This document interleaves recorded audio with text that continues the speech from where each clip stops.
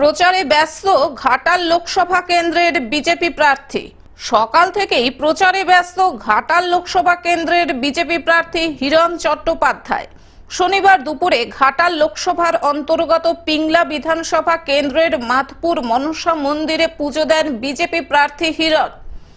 পুজোর শেষে সাংবাদিকদের মুখোমুখি হয়ে হিরণ জানান, ঘাটালের মানুষের জীবনে যেন সুখ শান্তি সমৃদ্ধি হয়, গরিব শিক্ষিত ছেলে মেয়েদের যেন চাকরি হয়, এটাই আজকে মায়ের কাছে প্রার্থনা করলাম।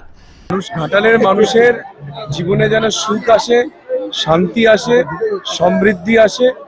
গরিব ভাই বোনেরা যারা পড়াশোনা করে ঘরে বসে আছে তারা যেন চাকরি পায়।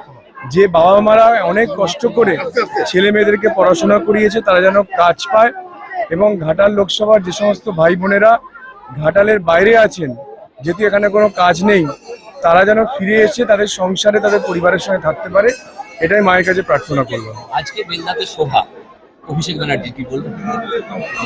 ওনার সভা নিয়ে আমি কি বলবো?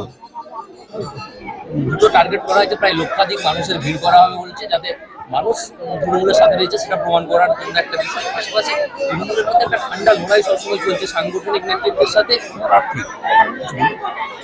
আমি এসব বিষয়ে কোনো মন্তব্য করতে চাই না। এটা একটা ধর্মস্থল, মায়ের জায়গা। এখানে আপনারা শুধু পজিটিভ কথা বলুন, কোনো নেগেটিভ কথা নিয়ে বলবেন না। মা জাগ্রত মা, আপনারা সবাই প্রার্থনা করুন যেন আজকে মায়ের আশীর্বাদে যেন ঘাটাল লোকসভার মানুষের জীবনে সুখ শান্তি সমৃদ্ধি ফিরে আসে।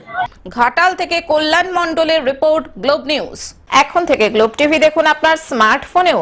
গুগল প্লে স্টোর অথবা অ্যাপল স্টোর থেকে ডাউনলোড করুন গ্লোব টিভি লাইভ অ্যাপ। এছাড়াও জিও টিভি অ্যাপ থেকেও দেখুন গ্লোব টিভি লাইভ।